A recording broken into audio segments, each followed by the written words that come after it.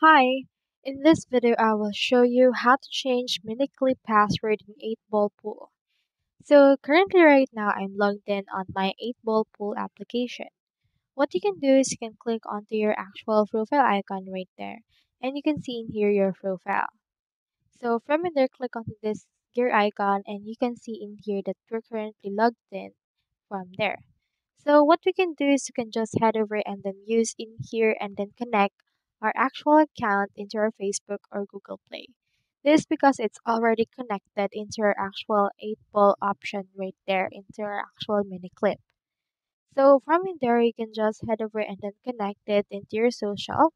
Then after that you can head over and log out and then click onto this login with mini clip.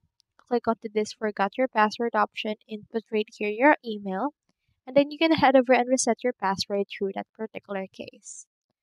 So that's how you change Miniclip password in 8-Ball Pool. Hope we helped.